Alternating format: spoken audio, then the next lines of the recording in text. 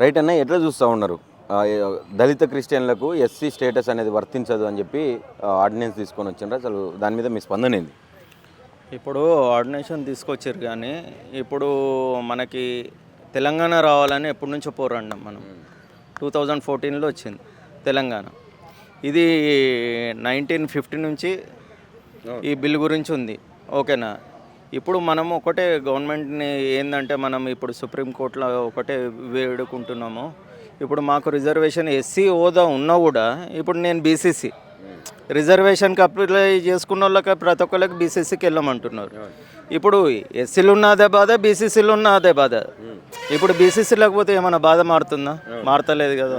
అవే problems ఉన్నాయి. అట్లాంటప్పుడు SC ఇప్పుడు మా తాతల నుంచి కాలం నుంచి అంతా ఎస్సీసే. ఇప్పుడు మీ తాత గురించి నీకు తెలుసు, మీ తాత గురించి నీకు తెలుసా? తెలియదు కదా. అప్పుడు ఎస్సీ మీ తాత ఎస్సీ అని ఎవరికైనా తెలుస్తుందా? తెలియదు కదా. ఇప్పుడు ఆ రిజర్వేషన్ ఎట్లా వస్తుందో ఆ రిజర్వేషన్ ప్రకారమే కదా. ఇప్పుడు ఎస్సీ అనేది ఇక్కడ ఉంది. ఇప్పుడు నాకు బీసీసీ ఇచ్చారు, నా పిల్లలకి అందరికీ బీసీసీ ఇస్తే కరెక్ట్ కాదు కదా. ఇప్పుడు నా పేరు డానియల్ టోనీ నా పేరు. ఇప్పుడు నా పేరు క్రిస్టియన్ నేమ్ ఉందని రిజర్వేషన్ తీసేసి బీసీసీకి ఇస్తే కరెక్ట్ కాదు కదా. అట్లాంటి నా పాపకి వేరే పేరు పెడితే అది కరెక్ట్ కాదు కదా. అట్లా ఇప్పుడు ఏంటంటే మాకు రిజర్వేషన్ కావాలి, మా హక్కులు మాకు కావాలి. ఇప్పుడు మీరేమో ఎస్సీ స్టేటస్ తీసేస్తున్నారు అనగానే రోడ్లు ఎక్కుతున్నారు. మాకు లేదు, మమ్మల్ని ఎస్సీలుగా గుర్తించాలని చెప్పి, మాకు ఎస్సీ హోదా కల్పించాలని చెప్పి మాట్లాడుతున్నారు, డిమాండ్ చేస్తూ ఉన్నారు. అంటే ప్రజెంట్ కేంద్ర ప్రభుత్వం మళ్ళీ ఒక కొత్త నినాదాన్ని బయటికి తీసుకొని వచ్చింది. అసలు రిజర్వేషన్లనే తీసేయాలనే చర్చ నడుస్తూ ఉంది. అంటే దానికి ఏం చెప్తారు? ఇప్పుడు రిజర్వేషన్ తీసేయాలని అంటారు కదా, అది ఈజీ కాదు కదా. కాన్స్టిట్యూషన్ నుంచి ఎప్పటి నుంచి ఏది ఉందో అదే చట్టంలో జరుగుతుంది. ఇప్పుడు పార్లమెంట్లో బిల్లు పెట్టాలి కదా, పార్లమెంట్లో మెజారిటీ ఓట్లు ఏది వస్తుందో దాన్ని బట్టి ఇప్పుడు పబ్లిక్ది కూడా తీసుకోవాలి కదా డిమాండ్స్. ఇప్పుడు ఇప్పుడు ప్రజెంట్ క్రైస్తవుల పట్ల కేంద్ర ప్రభుత్వం అవలంబిస్తున్నటువంటి వైఖరి గురించి చెప్పమంటే ఏం చెప్తారు?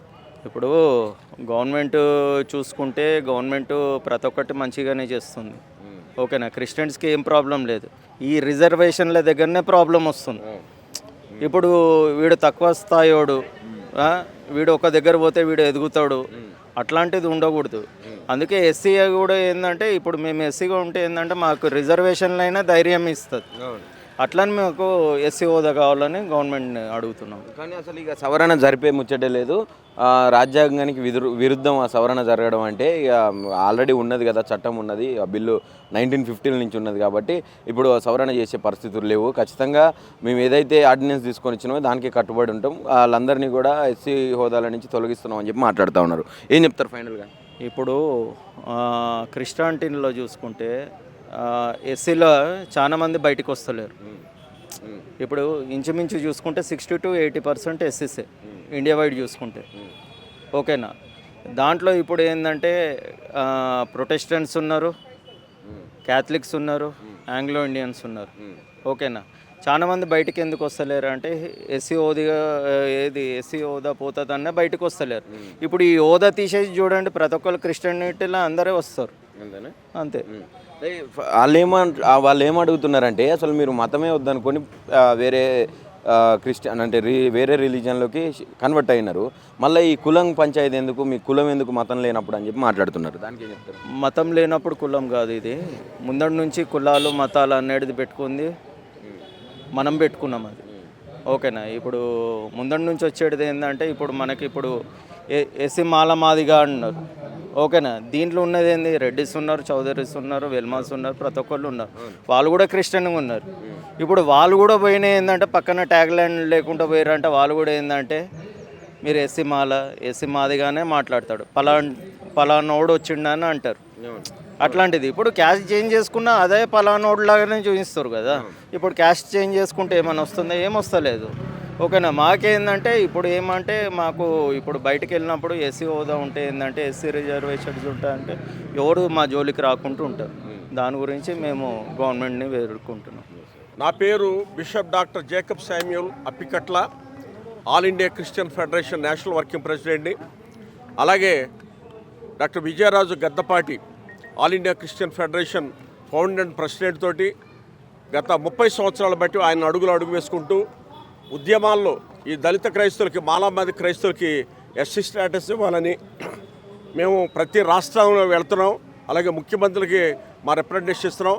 అలాగే పూర్వపు కేంద్ర ప్రధానమంత్రి, యూనియన్ చీఫ్ మినిస్టర్స్కి, యూనియన్ మినిస్టర్స్కి, అలాగే మాజీ ప్రధాని డాక్టర్ మన్మోహన్ సింగ్ గారికి, అలాగే కేంద్ర మంత్రులకు, కీర్తిశేషులు జైపాల్ రెడ్డి గారికి, ఇంకెంతోమందికి మేము మా రిప్రజెంటేషన్ ఇస్తూ మేము వెళ్ళిన చోటల్లో కూడా ప్రతి రాష్ట్రంలో కూడా ముఖ్యమంత్రులను కలుస్తూ, గవర్నర్లను కలుస్తూ, అలాగే యూనియన్ మినిస్టర్స్ కలుస్తూ, అలాగే మైనార్టీ వెల్ఫేర్ మినిస్టర్స్ని కలుస్తూ దళిత క్రైస్తవులకి, మాలామాది క్రైస్తవులకి ఎస్సీ స్టేటస్ ఇవ్వమని as per Indian constitution article 25 ప్రకారం 30 ప్రకారము మేము వారిని కోరేది ఏంటంటే, దాదాపు భారతదేశంలో మరి ముఖ్యంగా ఆ తెలుగు రాష్ట్రాల్లో 9 కోట్ల మంది పైన దళిత క్రైస్తవులు ఉన్నాం. మరి ఈ యొక్క భారతదేశంలో ఆయా కులాల వారు, ఎన్నో కులాలు ఉన్నాయి. వాళ్ళు యేసుప్రభుని అంగీకరించినట్లయితే, వేరే మతం స్వీకరించినట్లయితే వాళ్ళకి ఎస్సీ హక్కులు పోవు. కానీ కేవలం మాలామాది క్రైస్తవులకి ఎస్సీ స్టేటస్ పోద్ది యేసుప్రభుని నమ్ముకున్నట్లయితే అని మమ్మల్ని వివక్షకు గురి చేస్తున్నారు. గత 76 సంవత్సరాలు బట్టి భారతదేశంలో 1950 ఆగస్టు 10 దగ్గర నుండి ఈ యొక్క ప్రెసిడెన్షియల్ ఆర్డర్ పేరా 3 పెట్టి మాకు అన్యాయం చేస్తున్నారు. కాబట్టి మేము భారతదేశంలో ఉన్న దళిత క్రైస్తవులు, మాలామాది క్రైస్తవులు బీదవారం. మేము మా యేసుప్రభు మతం తీసుకున్న అంతరాన్నే మా ఆర్థిక పరిస్థితి ఏం మారలేదు, మా స్టేటస్ ఫైనాన్షియల్ స్టేటస్ ఏం మారలేదు. అలాగే మరి ఉన్నత కులాల చేత వివక్షతకు గురవుతున్నాం, అంటరాని వాళ్ళుగా మమ్మల్ని చూస్తూ ఉన్నారు.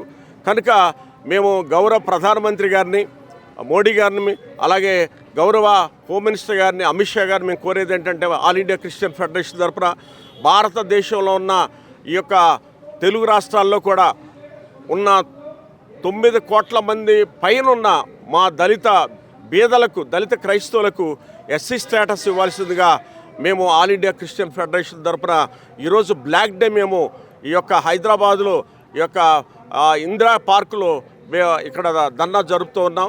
మేము కోరేది ఏంటంటే, గౌరవ ప్రధానమంత్రిని, మీరెంతో దయార్థ హృదయులు, ఎంతోమందికి సహాయం చేస్తున్నారు. మీరు కూడా అట్టడుగు వర్గాల నుండి పైకొచ్చి దేవుని దయ వల్ల మీరు భారతదేశానికి ప్రధానమంత్రిగా గత 14 సంవత్సరాలు బట్టి ఉన్నారు. కనుక మేము మిమ్మల్ని, అలాగే గౌరవ హోంమంత్రి గారిని, అమిత్ షా గారిని కోరేది ఏంటంటే, మా దళిత క్రైస్తవులకు కూడా ఎస్సీ స్టేటస్ ఇచ్చి మాకు మత స్వేచ్ఛను ఇవ్వాల్సిందిగా మేము కోరుతూ ఆల్ ఇండియా క్రిస్టియన్ ఫెడరేషన్ తరఫున మీకు వందనాలు తెలియజేస్తూ, నమస్కారం తెలియజేస్తూ, మాకు ఎస్సీ స్టేటస్ ఇవ్వాల్సిందిగా ప్రెసిడెన్షియల్ ఆర్డర్ ఆర్టికల్ 26 ప్రకారం ప్రెసిడెన్షియల్ ఆర్డర్ 1950 పేరా 3 తొలగించి మాకు సహాయ సహకారాలు అందించి మమ్మల్ని కూడా భారతదేశ పౌరులుగా చూడవలసిందిగా ఆల్ ఇండియా క్రిస్టియన్ ఫెడరేషన్ తరఫున కోరుతున్నాం.